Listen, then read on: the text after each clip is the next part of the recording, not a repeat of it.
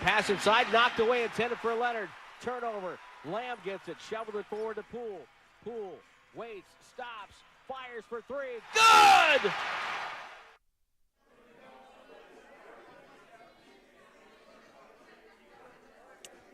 All right, welcome in. Big night for Jordan Poole and a big night for the Warriors, especially in the second half as they rally from 12 down and they beat the Clippers in this one tonight, 115-91. We welcome you inside Warriors wrap-up here on 95.7 The Game. John Dickinson coming to you from Harmonic Brewing in Thrive City and taking your phone calls here up until and probably go a little past 11 o'clock tonight here on 95.7 The Game. The vibes are live here inside Harmonic. I'm sipping on a Harmonic Kolsch here, their flagship craft beer, as this program gets started in celebration of the Warriors' big win over the Clippers tonight to improve to 33-30 on the season. It's now 4-0 on the homestand for the Warriors. You hear the Jordan Poole highlight coming in off the top of the show with Tim and Tom on the call, and Jordan Poole goes for 34 in this one to lead everybody on the floor for the Warriors. And the story of the game tonight, the Warriors' defense, and the Warriors' defense in the second half in particular. Big third quarter. Warriors found themselves in this game not quite as bad a start as some of the most recent games that they've gotten off to as far as a lot of poor starts, but the Clippers did lead at the half 56 to 45 rather. Clippers with a big second quarter after a relatively even first quarter. Nobody hitting really either way from three-point range. The Warriors 3 of 22 from three. Clippers 6 of 21 in the first half, but the Clippers did dominate early in the paint to the tune of 32-16. And the Warriors hanging around in the game really throughout much of the first half with Klay Thompson and Draymond Green and Jonathan Kuminga helping to carry the load in terms of the offense. And really, they were the best shooters the Warriors had in the first half with Dante DiVincenzo and Jordan Poole and Anthony Lamb. Really everybody else that played in the game shooting woefully. But in the third quarter, it all flipped in the third quarter as the Warriors go down from 11 down to 15 ahead, 42-16 in the third, and the Warriors finally got the Clippers playing the way the Clippers had played for the last week here coming out of the All-Star break, a team that still had been looking for a win since the All-Star break, a team that still had been looking for a win since Russell Westbrook was factored into the equation going back to last Friday in that wild game down in Southern California against the Kings that ended up in double overtime. But the Warriors, dominant defense in the third quarter, really making the Clippers work and turning defense into offense in that third quarter. And Jordan Poole going off in that third quarter as well. Poole with the 22 of his 34 in the third quarter, most in that quarter in his career. He did have 19 going back to a year ago March, and the second most for any quarter of Jordan Poole's career, second 20-point quarter in Jordan Poole's career, and the momentum was building, and Chase Center was going nuts, and the Warriors able to flip the game at that point and turn it into a blowout, which was something that really didn't look possible throughout the early going or in the second quarter. I think a lot of people thought coming into this game, hey, the Warriors might be able to win it because the Clippers had struggled so mightily. But the defense now, really for a third straight game, it's been the third quarter in each of these last two games. It was the fourth quarter in the game against Minnesota, and so much of the question has been, can the Warriors hold serve up until Steph Curry comes back? And it appears with now one more game to go on this homestand, the Pelicans in the quick turnaround, second of the back-to-back tomorrow, as if the Warriors are starting to maybe finally get hot at the right time and lead themselves to a point where they can get on a run here. 33-30, I don't think many people would have expected that would be good enough for fifth in the Western Conference at this stage of the year, but it is currently good enough for fifth in the Western Conference at this stage of the year. Warriors 33-30. They are a game back of the Suns, who currently are fourth, and they're still 4 games back of Sacramento, who sits in third at 36-25. But the Warriors able to gain ground on the Clippers with the head-to-head win, and now have taken 2 out of 3 head-to-head in the season series. These two teams to play again coming up here in about 2 weeks, and they keep pace with Dallas, a half game ahead of Dallas. Dallas beat Philadelphia tonight in Big D. They got their first win in a while, and so the Warriors, as reported by Chris Haynes on TNT, that Steph Curry targeting the game on Sunday in L.A. against the Lakers to make his return, barring any setback. So if that all rings true, that's one more game in Chase Center tomorrow for the Warriors to try and continue to get their footing and stabilize. And I think one of the incredible stories of this Warriors season, if they go on to do something special, is how they've played without Steph Curry. The fact that they've been able to be now a 13-12 team, above 500 in the 25 games where Steph has had to miss this year due to injury, that has saved their season, and now they have a shot with 19 games to go to get on an even bigger run here. 888-957-9570, 888-957-9570. It's John Dickinson here on 95.7 The Game from Harmonic Brewing. Stop by, say hi here for the next half hour plus. We got a lot of people here enjoying a cold one, a little post-game meal and the like. And, I'm sipping on the Harmonic Kolsch. Also have the Starship Lager, the Seaside IPA as well, and the Bar Bites menu, which has been expanded. We'll tell you about that here between now and 11 o'clock as well. We got people that already want to talk, though, on the phone line, so let's get to it. 888-957-9570.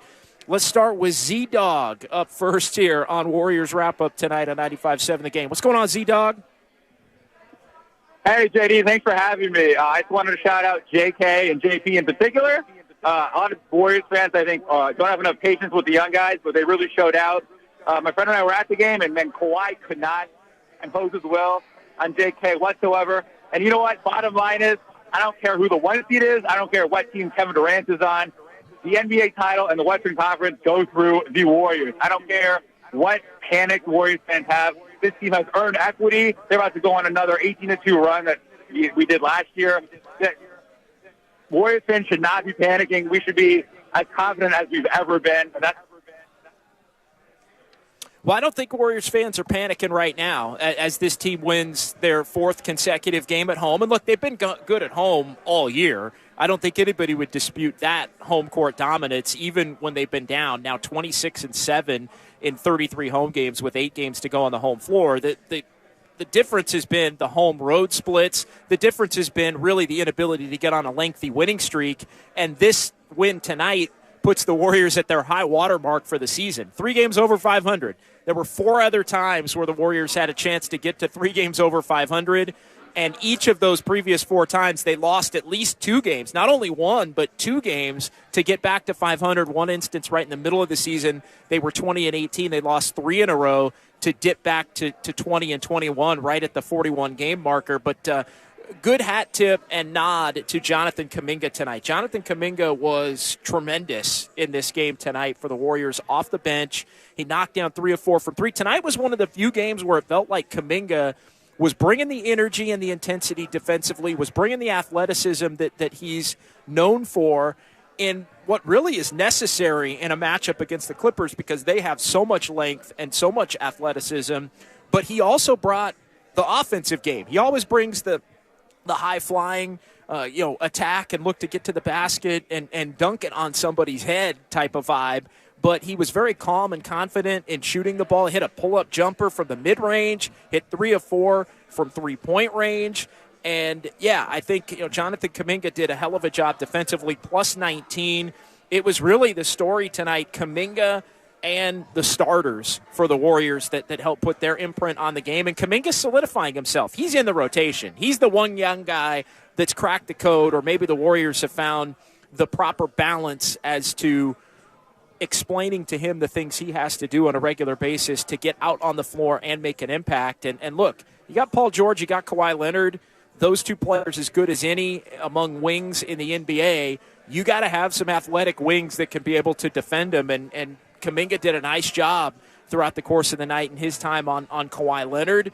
And that youthful energy can be infectious. And the crowd gets hyped really anytime he's in the game. And so, yeah, when he's knocking down the 3, it's just an added layer because that's been the one aspect of his game that really has been the most inconsistent to this point in his young career. Z-Dog, appreciate you checking in. 888-957-9570, 888-957-9570. JD here at Harmonic Brewing on 95.7 The Game. Let's get to JP in Union City next here on Warriors Wrap-Up. What's up, JP?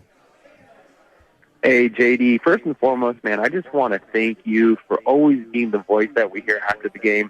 No disrespect to Tim Roy, but, man, just hearing you play devil's advocate. You're very subjective. So first and foremost, I just want to thank you for always being on the air with us so that way we can kind of talk depth talk. So thank you for that, man. Appreciate it. What else you got? Yeah. But to my point, I was at the game as well. And the one thing that I did see is that the defense we talked about flipping the switch. The switch was flipped today. Draymond had the ability to communicate. Every time there was a play, he individually went up to Kuminga, chatted with him, talked to him. He went up to Lamb, chatted, and talked with them. Like, he was literally coaching people on the floor on a one-on-one basis. But we also have to give credit to DDV, Dante DiVincenzo, for locking down PG 11 points. That dude was on him hard, and you could see PG was so frustrated. So the defense was there. I think we've got something going once we get GP2 back in, man. That our defense, it's going to be solid throughout the playoffs. Yeah, you're starting to see what the rotation's going to look like, JP, and we've talked about it a lot. If Kuminga's going to be in the rotation, DiVincenzo, I think, has solidified himself firmly as the seventh man on this Warriors team when Steph comes back, and it sounds like we could be just a matter of days away from Steph Curry coming back and putting himself into the fold for the last potentially 18 games if he comes back on Sunday afternoon in Los Angeles. But, yeah, DiVincenzo does just about everything well. He's a good defender. He can defend up a position, and Paul George likes to get the ball a lot on the perimeter out beyond the three-point line and go to work from out there. And he is the kind of player that at times you can make not want to work hard. And I think Dante DiVincenzo, because he was such a pest for Paul George, Paul George got a little too cool for school in his game. And if you show Paul George early that he's going to have to work hard for 38, 40 minutes, that he's out on the floor to get his, that's not what Paul George is all about. And I think we've seen that throughout the course of his career, and it's just kind of a tone set, I think, at that point. I'll tell you the other tone set by the Warriors, and this was early, and it really played a role in both the early part of the first quarter where the Warriors were able to hang in the game when it was kind of back and forth, not a lot of defense really being played either way, and especially prevalent in the third quarter was just the Warriors' willingness to allow Russell Westbrook to just shoot from wherever he wanted to shoot. It was as if the Warriors said to the world, Russ, you can get whatever you want from the perimeter whenever you want. We're sagging off. We're using any kind of defender to help off of you and let you shoot. And let you have whatever you want. Don't want you to get in transition. Don't want you to get to the basket. And I think we're seeing now with the Clippers at 0-4, they're probably never going to admit it, but they may be forced to if they want to go on some kind of legitimate playoff run that they think they're good enough to go on. Westbrook ain't it. And Westbrook is the kind of player that no matter how many other good things you do well, he makes your team more vulnerable and susceptible. He gives the opposition an area to attack on what would be an otherwise balanced team that, with Paul George and Kawhi and some of the other players that the Clippers have been able to acquire here recently. He gives the opposition an area to attack on offense because you can just sit back and take a player off of him to help in other areas and dare him to shoot over and over and over, and he will continue to shoot over and over and over, and that takes shots away from Paul George, takes shots away from Kawhi Leonard. You look at the final line tonight, Russell Westbrook took as many shots as Kawhi Leonard. Kawhi Leonard was 8 for 12 tonight, 12 field goal attempts. Russell Westbrook shot the ball 12 times. You're telling me if you're the Clippers, you wouldn't want Kawhi Leonard taking 6-8 more shots that Russell Westbrook took? You absolutely would. Paul George took 15 shots. So they were basically sharing it around. Eric Gordon, never been shy, and Gordon looks like he's on the downside of his career at this point. He took 16 shots. That's not going to work. And if you're the Warriors, you're loving every second of that. If you're the Warriors, you want Russ shooting it. You want Eric Gordon shooting it. You want Kawhi and Paul George just kind of going through the motions. They tapped out tonight. Like, let's just be real. They tapped out. Ty Lue called them off in the middle of the third quarter or fourth quarter and said, that's it. We got a 2-hour bus ride to Sacramento tomorrow. Let's go try to score 150 on them like we did last week in a losing effort, because this game became too physically imposing for them to take, and they both tapped out. And that's a credit to the Warriors and their defense and the championship spirit. And it's also a light bulb going off, I think, over the NBA that starts to potentially expose the Clippers and expose those two as to what they're all about. 888-957-9570. Let's keep it rolling with Nick in the city here on Warriors Wrap-Up on 95.7 The Game. What's going on, Nick? Hey, man. I am high on this Dubs win yet again. And, I was just talking about it tonight with some friends. We love Steph Curry back yesterday, but we don't need him back tomorrow. Steph can take his time. I don't even need him back against the Lakers quite yet. I'm stoked that it's looking good for him, but let's keep winning without Steph for now and make sure he's back and ready when he is 100% and just kill the West from there. Well, let's not get carried away, Nick, and thanks for the phone call. You want Steph Curry back as soon as Steph Curry's healthy enough to play. And as far as that goes, they're about to go on the road, and I actually think the Warriors going on the road is the perfect time for Steph Curry to come back. As I stare at my screen here inside Harmonic Brewing and the 7-23 road record. To me, you want every possible game down the stretch that you can have Steph Curry healthy. You want Steph Curry back in the fold, and this team's going to have to win some road games because that really is, in many ways, the last box that needs to be checked. It's can they continue this run with some consistency? I mean, it's the first time they've been 3 games over 500 this season, so can they continue the run, but can they win on the road? I think, can they continue to play this level of defense, I think, is also a part of it. But you have to be able to win on the road, and Steph Curry gives you a better chance of winning on the road. Now, that being said, you're also going to need an adjustment period not only for when Steph comes back, but for when you get Andrew Wiggins back into the fold in addition to that. And the Warriors, the 13-12 with Steph, or without Steph, rather, that means they're 20-18 with Steph. And look, nobody's saying Steph Curry's part of the problem, but what I am getting at and saying right now is the fact that Steph Curry and the Warriors have to figure out how to play together and maximize the group that they've got when they have everybody. And I think that goes for Wiggins, too. And there is an adjustment period for how the Warriors have had to play without him versus how they're going to play with him. Then you get Wiggins. Like, that's the team. This team, as great as it's been here these last 4 games, this team ain't making a run in the playoffs. You got to have Steph and you got to have Wiggins. So you got to figure out how to bump up what's been that 20-18 when they've had everybody, which I think you could make the case collectively has been the most disappointing aspect of this team this season. And that's just the simple fact that you'd think if I told you, and I said this all year, if I told you 25 games into the year without Steph Curry, the Warriors were 13-12 in those games,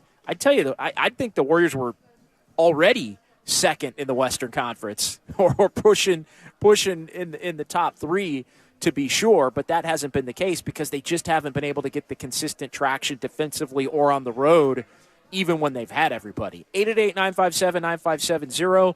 We'll keep it rolling here. We got a lot of people that want to talk on the phone lines tonight. Cameron in Antioch is next here on Warriors Wrap-Up on 95.7 The Game. Hey, Cameron. Hello. What's up, Cameron? Hello, Geek. How you guys doing tonight, man? I'm just having a good time. I just left the Warriors game. It was a nice W, but I still got some criticism. I need Steve Kerr to play PBJ over Lamb. I don't want to see Lamb before PBJ get in the game. That's very disrespectful. PBJ got a lot of potential more than Lamb. That's what we need. And also, we need to cut Lamb, and we need to go get New Orleans. We need to get a big before the playoffs starts. And also, one more thing. Paul George does not deserve to win a title. He tried to pay $1 million to kill his child, but... All right. Thanks for the call. 888-957-9570, 888-957-9570. Warriors wrap up here on 95.7 The Game. As far as Anthony Lamb and PBJ, Anthony Lamb is going to play over Patrick Baldwin Jr., and Anthony Lamb is probably going to get his contract for the regular season once he hits his 50 games. Tonight was game number 48, and be eligible for the playoffs. And Anthony Lamb struggled tonight shooting the ball, to say the least, but was out there when enough good things were happening for the Warriors to pitch in and help, although it was rough at times, in particular in the first half. I agree with the statement that PBJ has more upside and probably a better future, and that future may even start next year, but it's not going to start within the next month ahead of more established veteran players. That's just the reality, and as long as the Warriors are winning games, then there really isn't much that needs to be said about Lamb or PBJ, although I do think Lamb's minutes are going to go down once this team does get fully healthy with Steph back and with Andrew Wiggins back. Andrew Wiggins coming back at some point here allows Anthony Lamb to not have to play nearly as much as he has been playing. I also think you can slide DiVincenzo up a little bit because he showed tonight he can guard up. He can guard wings. He can guard certain 3-4 types that like to have the ball out on the perimeter and go to work the way Paul George specifically tonight does. And I think that allows for him to be able to defend, and it gives him a role. He's shown in this time where Curry's been out, not only now, but going back to the end of December and the beginning of January, that he isn't just a backup combo guard. He's got a little more to his game than that. And so I think he's somebody, as the playoffs get closer, Curry comes back, hopefully Wiggins at some point, and then DiVincenzo becomes a player that not only can be a guard but can be a wing as the rotation starts to be whittled down here at the end of the season and also into the postseason. Let's go to Al in Alameda next here before we pause on 95.7 The Game. What's going on, Al? Yes, hi. Good evening. Thank you for taking my call here. Hey, I'm just so excited about this late comeback here we've been doing lately. I don't know, it's beginning to be like a pandemic to me here, You get upset the first half, then suddenly third quarter they pick it up, and fourth quarter they take the lead. Timberwolves, Rockets, Portland, and tonight. And I don't know if it's a fluke or what, or, without Curry in there and Wiggins, I don't know how we're doing this. It's the bench or the coaching, maybe it's the combine of everything. I'm very excited about this, especially the race here in the Western Conference. I mean, it's so close that I don't know who's going to be number 6, 7, or 8. Or I'm looking at the paper right now. It seems like we might even make it to number 4 too here. You only got Denver, Memphis, and Sacramento ahead of us. Phoenix is not far from catching them. And I know KD played the other day or yesterday, but I don't see them to be a threat. Right now, everybody's beating everybody, and for us, we're there and just winning. That's all I care right now. Just keep winning. Somehow I'll be happy with number 3 or 4 seed. Okay, thank you for taking my call. Thanks for the call, Al. 888-957-9570 here on 95.7 The Game. You say, how are they doing it? Well, they're doing it because Klay Thompson's been tremendous. They're doing it because Jordan Poole's been really good, the much maligned Jordan Poole, who had 34 tonight and is helping this team win games. They're doing it because Dante DiVincenzo, who didn't have a great stat line tonight in terms of shooting the basketball, he was a plus 22. Tell me defense isn't 50% of the game, and look at Dante DiVincenzo's line tonight. He had 5 points. He was 2 for 10 shooting, 1 of 6 from 3, and he was a plus 22. Why? Because he had 2 steals, 2 blocks, 11 rebounds. How about the job the Warriors did on the boards in this game tonight? 60 rebounds. Let me tell you, you got to force a lot of missed shots to get 60 rebounds, but you also got to be really attacking the backboard to get 60 rebounds. And the Warriors, the 60 rebounds, this is the second time this season that they've had 60 in a game. The only other time was against Atlanta on January 2nd, where they had 69 in what was a 2-overtime win over the Hawks back on that game, which was the first of the calendar year 2023. So 60 boards tonight. Big Warriors doing it with defense. An opponent season low, 91 points. The previous had been the Spurs in November. So it's the second time this season the Warriors have held their opponent under 100, but the magic number has been 115, and the Warriors are 24-3 now when they hold an opponent under 115. They were way under 115 tonight, which brings us to our secret sauce of the game, a brand new sponsor here on Warriors Wrap-Up on 95.7 The Game. Why did the Warriors win or lose, in this case tonight? What was the deciding factor? It was the third quarter, and in particular the third quarter defense. Leading to offense, 42-16 Dubs. Jordan Poole going for 22 of his 34 in that quarter. And, the Warriors holding the Clippers to 16. How about at one point in the second half, the Clippers had missed 18 of 19 from three-point range.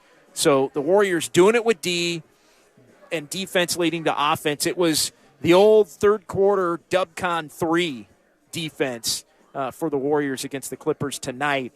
So that was the secret sauce of the game for the Warriors. The secret sauce of the game is brought to you by Proposition Chicken, fried, flipped, fake. This chicken goes 3 ways, now available in 8 Bay Area locations, with our newest one being in Novato.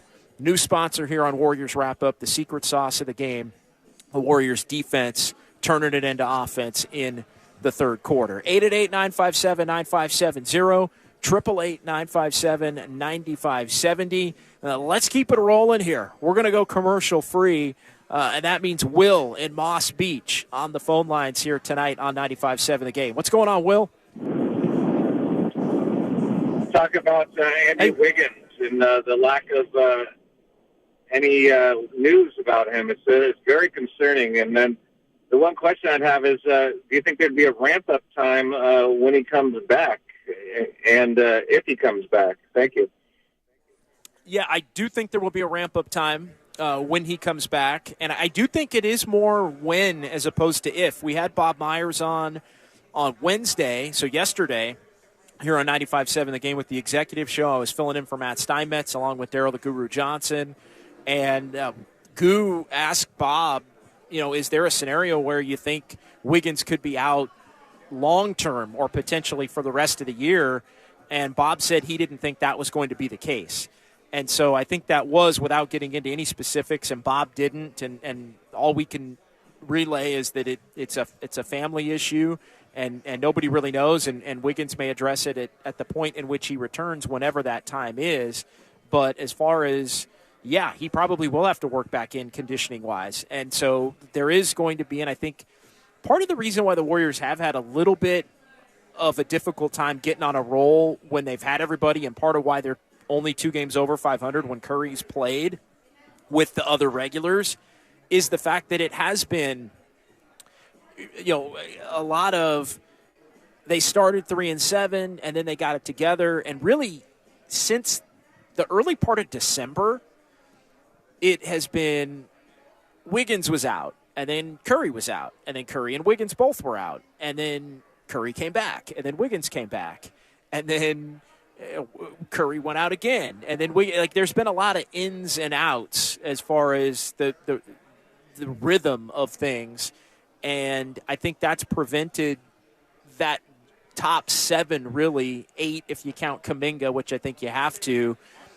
build some forward momentum together. So you do have to allow for that, which is all the more reason why every single win that the Warriors get right now in the lead up is so important because the Warriors find themselves right in the mix of this race here down the stretch toward the finish line. And so every game that you can get now is one more game that you have a little bit of breathing room to play with in that attempt to not only get Steph back and worked into a rhythm. And it's not really as much about Steph. Steph's going to come back, and Steph is Steph. It's not about Steph. It's about how everybody else plays with Steph and plays around Steph that I think is the biggest thing. And Wiggins has shown as a player that Coach Kerr has mentioned a lot, he just doesn't miss time throughout his NBA career. And he thought missing time really for the first time in a long time and then having to come back, it took him some time, and he was out of sorts for a stretch there. So I think that's where you're hoping that this team can continue to win until they're whole. And then if there is going to be a 5 game or so stretch where they have to try and refigure it out together for the playoffs, then so be it. But you don't want that stretch to wind up hurting your playoff position to a point where you fall out of 5th with a chance to get to 4th and maybe even 3rd and back into that play-in tournament type scenario. 888-957-9570. We'll keep it rolling here with sophomore in Pacifica before we hear from Steve Kerr on 95.7 The Game. Hey, sophomore. Hey, man, I'm ahead of Steve Kerr. That is awesome. So thank you. I was at the game tonight, and so the good news is that we were classy. We really were. We were steady with the team that we've got right now. The bad news is that I don't even really feel like we won this game. I feel like the Clippers lost it. Their percentages were so bad. They were so uncoordinated and discombobulated, and like we would leave them openings, they couldn't take them. And the good news is they are a West team. Everyone's scared of their roster, and tonight, they're pretenders, not contenders, and that's one team that I think will stay out of our way. Yeah, I don't think they can get it together, and I loved everything they did, and thanks, sophomore. I loved them going and getting Bones Highland. I like them getting Eric Gordon. I like them getting Mason Plumlee, who had 20 rebounds tonight and just cleaned off the glass in the first half in particular. I liked all those moves. All of those moves were completely wiped out when they went and got Russell Westbrook. And, look, Paul George advocated for Russell Westbrook. Those that know me know I don't think Paul George at the championship level is a winning player. I think he's too much in coast mode. I think Kawhi Leonard, for as great as he is, him and PG, I think set a really bad tone for the Clippers as a franchise. I really believe that. And for PG to be the guy that wanted Russ to come in, that's just an all-timer as far as I'm concerned. And this may be an unpopular opinion to some, but I think Kawhi Leonard and Paul George set a horrible energy for a franchise. And Kawhi and PG, they get away with the whole, I'm going to mostly coast and rest and load manage and then pick my spots when I feel like I'm cool enough to dominate. And that's fine. That can get you to 33 and 32 with a month to go in the season and thinking and always thinking you're going to be a run away from getting on a run. But that can't be the identity of your freaking franchise. It just can't be. It's low level. And for one of your leaders of your franchise to not know better, to think that you want Russell Westbrook, a dude that Clippers are 0-4 in his games now where he started, and he's lost 13 straight starts coming in. So 14 now. So the last 14 games where Russell Westbrook has started, his team, Lakers, Clippers, have lost every single one of them. So, that is the definition of a losing player. Is it all on him tonight? No. He was awful. Kawhi was awful. Paul George was awful. But again, I'm not as worried about the Clippers as a lot of people seem to be. I think as great a player as Kawhi is and as good a player as Paul George is, they set a horrible negative low-level energy for their franchise. And that can't, again, they're good enough to flip the switch when they want to in a regular season and pick their spots, and they dominate, and they're terrific. And they've even done it in the playoffs a little bit. But together, it can't be the identity. Load management and when are we going to try can't be the identity of a franchise. And that's pretty much been the identity of the Clippers franchise since those two have gotten paired together. And that's not that is the antithesis of championship.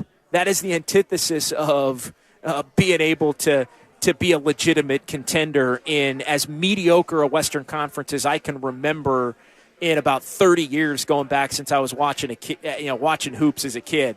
To be when you look at where all these teams are at. Gary and Vallejo next on Warriors Wrap Up on 95.7 The Game. What's going on, Gary? Hey, can you hear me? Loud and clear, my man. How you doing tonight? Hey, doing well. Just coming back from work right now. Man, I just wanted to bring up, it's a great win that the Warriors got tonight. But one thing I haven't heard yet and really wanted to hear from you guys, if you look at the schedule for tomorrow, from all the way from 7 down to 12, you got the Clippers playing, you have the Jazz playing against the Thunder, Timberwolves are playing the Lakers, and the Pelicans are playing the Warriors, and even the Blazers are playing the Hawks. What I wanted to bring up was all of these are about, one game away from each other. How do you think this is going to go tomorrow? You think people are going to be out of the playoffs, or how is this going to end up?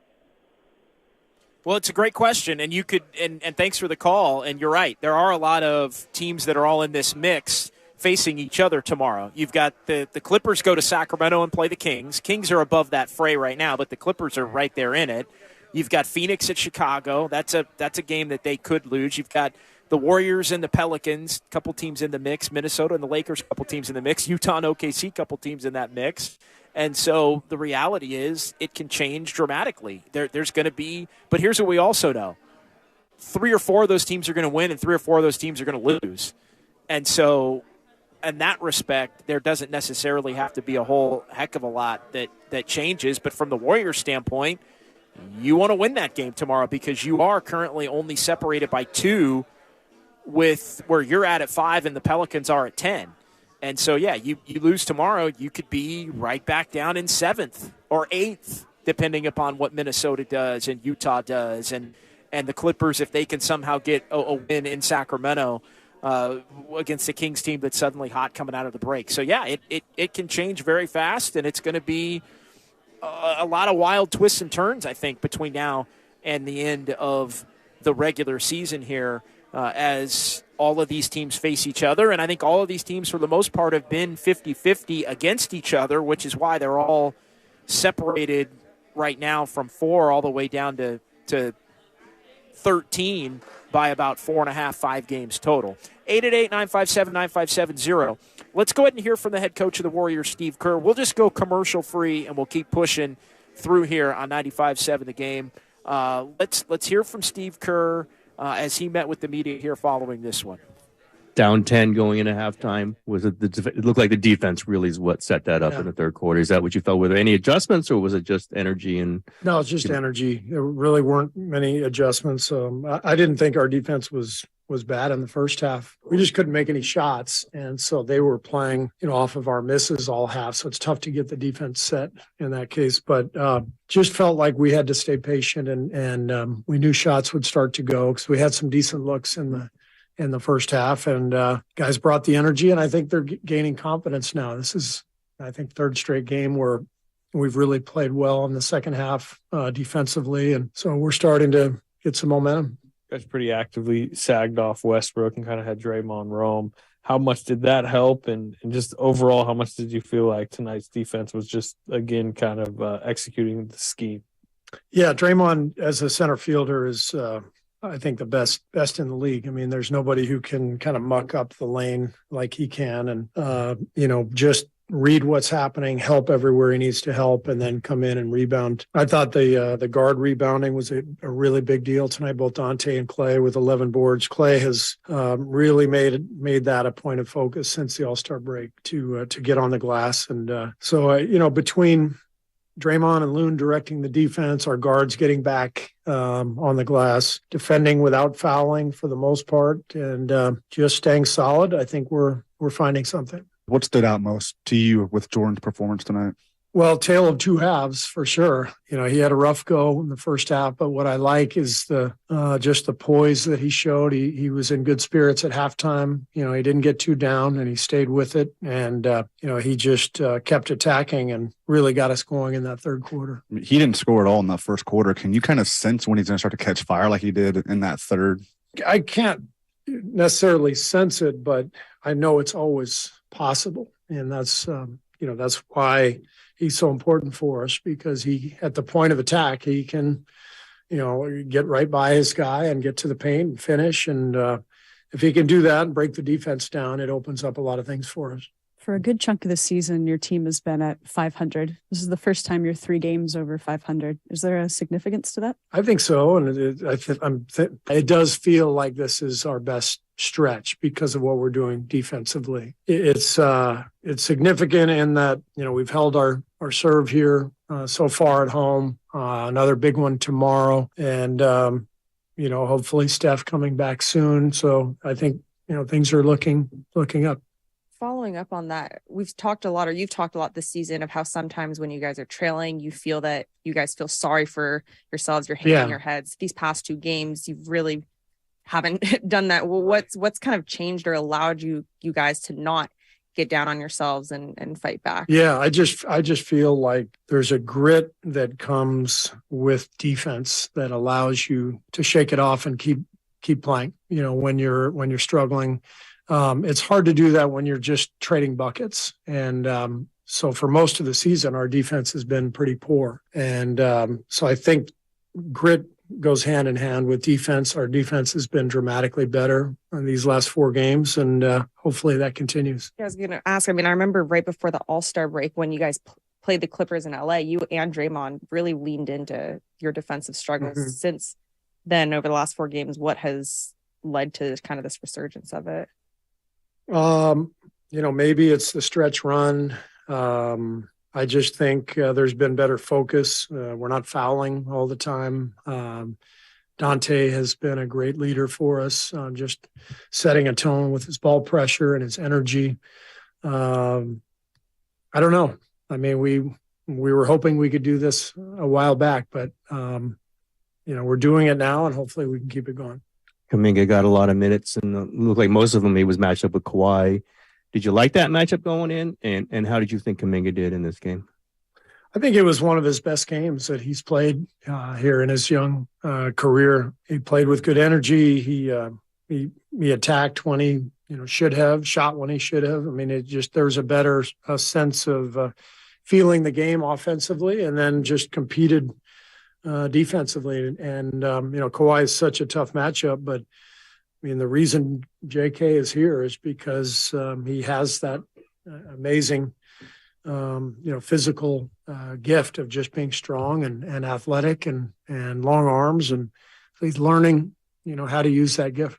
Clay was pretty open at the beginning of the year about wanting to prove his doubters wrong. What do you think about how he's evolved this year mentally in particular? Just much more poised of late, seems to be in a better frame of mind where he's able to withstand maybe a rough patch in the game or even a rough game and not get too emotional about it. And he's just been calmer and more poised. And I think that's allowing him to be more consistent, but he's been great now for a pretty good stretch.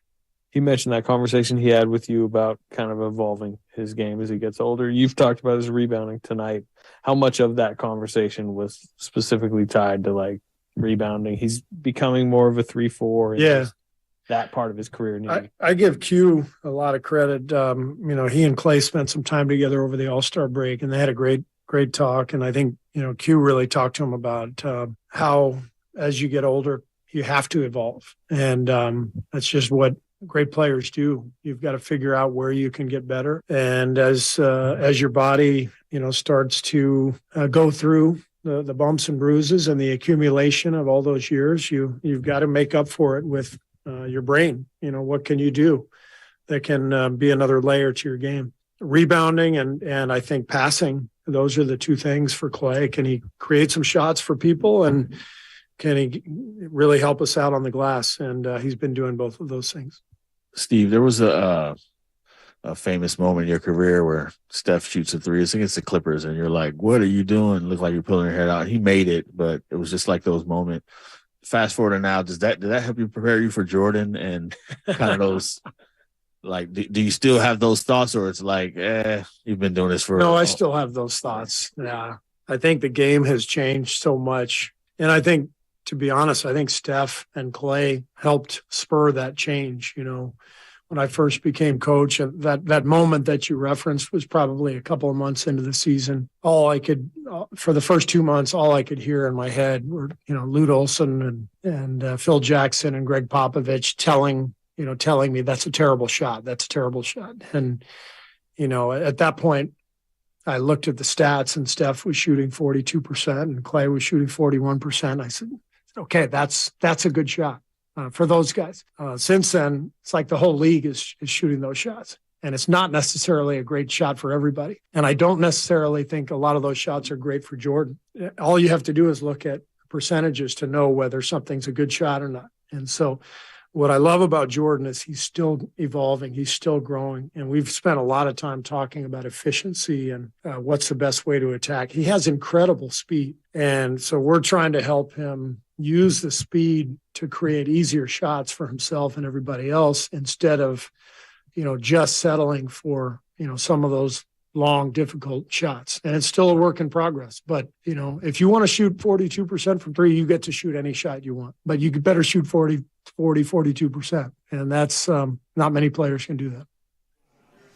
All right, so Steve Kerr there talking about the three-point shot and the evolution of it, and a lot of questions about the Warriors' defense tonight, and rightfully so, given the 35 points that they allowed the Clippers to score in the second half, 16 of those in the third quarter, a 42-16 Warriors advantage in the third. That flips the game. Warriors down 11 at the half. They wind up 17 going to the fourth quarter, and they win this thing going away, 115-91. Let's go ahead and pause for our legal ID here at the top of the 11 o'clock hour. You're listening to 95.7 The Game, KGMZ FM in HD1 San Francisco. Always live on Twitch, YouTube, and the free Odyssey app. All right, John Dickinson back here for another 8-10 minutes or so at Harmonic Brewing in Thrive City. Festive atmosphere throughout the post-game here with a lot of Warrior fans happy, sipping on that Harmonic Kolsch. For those on YouTube and Twitch, cheers to you. Obviously, drink responsibly. Harmonic Kolsch, the flagship craft beer here, tastes like a lager and drinks crisp and refreshing, even though it's an ale. Harmonic's most popular craft beer. That's my go-to when I'm here. Easy to drink, deliciously nuanced. Here also the Starship Lager, the Seaside IPA.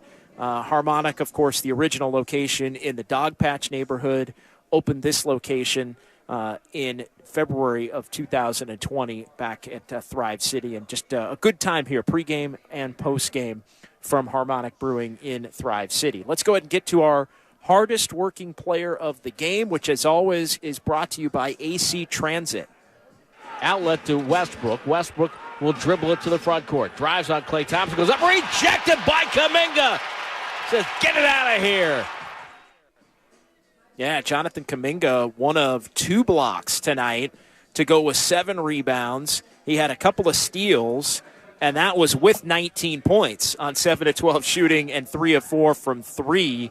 Really one of the more complete games that Jonathan Kuminga has had this season and his young NBA career. A plus 19, contributing to winning, and really a key player for the Warriors in this one tonight. He was working hard on both ends throughout the night in helping the Warriors earn this victory. And so Jonathan Kuminga is tonight's hardest worker of the game, brought to you by AC Transit. AC Transit looking for hard workers and offering a $2,000 bonus for new bus operators and journey-level mechanics to join their team. For complete details and to apply, visit actransit.org/careers. That's actransit.org/careers. John Dickinson here on Warriors Wrap-Up on 95.7 The Game. A couple of more notes here before we hear a couple of minutes from Draymond Green in the post-game press conference down in the interview room back over at Chase. We talked about the Warriors' 4th consecutive win. It's now 9 of 10 at Chase Center, including the last 5. We mentioned the rebounds, the season low for opponent points, 91 for the Warriors tonight, holding the Clippers to that. And also another comeback win for the Warriors as they trailed by double figures. The 9th comeback win for the Warriors after trailing by double figures this season, all at home. How about that? The Warriors have had some of that comeback mojo at Chase Center. 3rd straight game where they've trailed by double digits and come back to win, and able to win the last 2, really going away with the opposition tapping out in the fourth quarter, and Steve Kerr able to get some subs in the game and allow some of the younger players to get the final 5, 6, 8 minutes of this one. Clippers tapped out with about 6 minutes to go. Pretty incredible to think they got a game in Sacramento, that 90-minute, 2-hour bus ride from San Francisco over to Sac.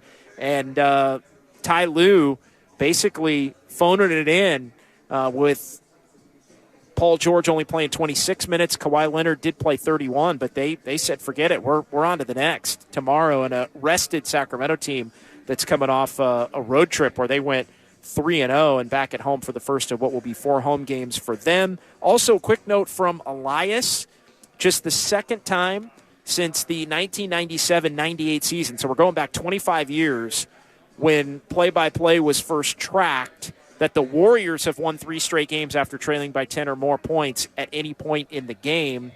There's one other time the Warriors had done it. It's the second time, and that was back in the championship year, the first championship year of the Curry, Clay, Draymond, Iguodala, Kerr era in January from the 31st of 2015 to February 4th of 2015. That was a 3-game stretch where the Warriors won 3 games or more after trailing by 10 or more at any point in the game. All right, final couple of minutes here before we call it a night. Let's go back inside Chase. Let's go inside the Bill King interview room, and let's hear a couple of minutes from Draymond Green as he addressed the media and the post-game press conference. After watching Steph take some like wild shots for most of your career, does that help prepare you for when Jordan does it, or do you still have a similar reaction? Or I think you're always going to have a reaction. I mean, I have a reaction even when Steph takes some of them shots he will take. But ultimately, you got to also understand that they're going to take some of those. And, you know, I can't quite say I understand that feeling. But if you're doing everything else, what's to complain about? You know, scorers like them, they're going to take some bad ones. That's just what the reality. But taking care of the ball, you're getting good looks consistently, defending, it's hard to really complain about them. But, yeah, I think to answer your question, it definitely probably helps for sure. We kind of talked about scheme execution after the last game with what you guys did with Lillard. Tonight it was a different scheme. Obviously, you were really sagging off Russ. How did that help you guys kind of bottle them up? And how good a sign is that, again, that you guys seem to, you know, I guess, execute another game plan? I think it's a great sign that we're able to execute. I still think we can get better. But overall, guys were locked in on the game plan. I think it helped a lot. You know, when I was just clogging the paint and, you know, trying to make them take tough ones. And in saying that, it wasn't just sagging off Russ. You know, everybody was locked in on their coverage. If it was a top lock with Paul George, Dante was in the top lock. You know, Clay was all over Kawhi. JK came in, he was all over both when he guarded each of those guys. So it was a total team effort and guys being in the gaps, and thought we did a pretty good job rebounding with the exception of that one possession where we gave up like 3 offensive rebounds. You know, so I think we put it all together. But overall, I thought, you know, we executed the game plan and it was good for us.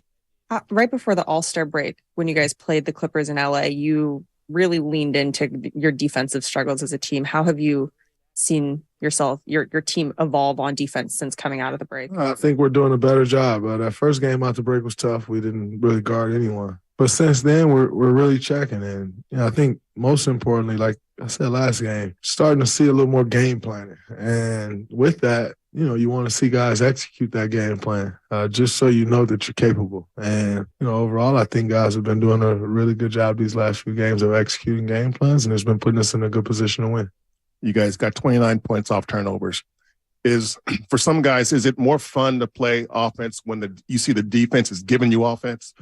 It's an energy thing, right? Like your defense is fueling your offense. That fuels everyone. That fuels the team. It fuels the crowd. You know, it's electric when you can turn. And then it's faster. You know, the pace is much faster when you're getting out off turnovers. And so I think everyone feels good when you're doing that. You know, at times when you're running sets every play, get bogged down. You know, some guys may not touch the ball. And so when you're playing in transition like that and just going, I think it helps everyone. And then obviously this team has a really good defense when they can get set. If you can make them play out of transition and get them scrambling, it helps. Do you think that will help? I mean, have guys do the extra things that you need to do to play great defense when you see what it can do on the other end? It should. And that's the goal, and that's my responsibility as one of the leaders on this team, just to make sure that we understand the importance of defending and how it affects winning. And if we want to win at a high level, you have to do that. So, you know, we just got to keep building on it. Draymond, along those lines of you're a guy who does all the little things, wants to do all the little things. And Clay and Bruce Frazier met during the All-Star break and spoke about, you know, as you get at different stages in your career, you need to evolve. And Clay has taken it upon himself to become a better rebounder. Dante hit the boards hard. I mean, what does it mean to you for those guys to really, hey, I'm going to be a good rebounder too? Well, it's huge. Everyone always talks about our size. When you have wings rebounding the way they rebound, it doesn't matter. And so I think, you know, Dante's been rebounding all year. Clay's taking that next step. He's been doing it consistently coming out of the All-Star break. I actually didn't know about that conversation. So shout out to Q. This has been great. But yeah, I think, you know, overall Clay's been playing great. And then just to rebound the ball the way he did tonight. He was all over the defensive glass, and that helps us a lot. It helps spark transition, and understanding in this league, they shot 46 threes. There's going to be long rebounds. They're going to bounce to that elbow, and if we got our guards there cleaning those up, that's huge. And like I said, it ignites the break. Yeah, definitely ignites the break there, and the Warriors were turning the defense into offense in a big-time way tonight. We talked about the 60 rebounds. I also wanted to give Klay Thompson a nod tonight. Klay Thompson with 11 rebounds, which, believe it or not, and this one surprised me when I saw it, but Klay Thompson's 11 rebounds, a career high for Klay Thompson. He was doing it all in the third quarter. Jordan Poole was doing the scoring with the 22 points, but Klay Thompson was doing it defensively. He was doing it offensively, and he ends up among the many that were a plus tonight for the Warriors. Double-digit plus-minus for the 5 starters, Poole and Klay, obviously Looney, Draymond Green, and DiVincenzo. DiVincenzo a game-high plus 22 to go with Kuminga's plus 19. But, yeah, Klay a plus 16 and really on the boards, which has been something that has been a point of emphasis for him and the Warriors coaching staff as his game continues to evolve. All right, that'll do it for tonight. Quick turnaround. Warriors back in action tomorrow. Right back at it, 5th game of the 5-game homestand as the Warriors will take on the Pelicans. I'll be back with you for Warriors Live for that one coming up at 6 o'clock. Warriors Live. I hear a rumor, be in the team shop tomorrow at 6 o'clock. So stay tuned for that tomorrow here for Warriors Live on 95.7 The Game, and Warriors wrap-up, of course, to follow as the Dubs continue this 6 and 9 nights right out of the break and 5 and 8 nights on the Chase Center hardwood. So back at it tomorrow for that. Thanks to Sterling Bennett and everybody in our San Francisco studios. As great job by one and all, cutting up the highlights and the post-game sound and everything, getting the phone calls on the air here tonight on 95.7 The Game. Appreciate the help of one and all. Again, we'll talk to you tomorrow from Chase. Team shop, 6 o'clock, the Warriors shop, as the Dubs get the win tonight over the Clippers, 115-91, and you heard it right here on 95.7 The Game. Good night.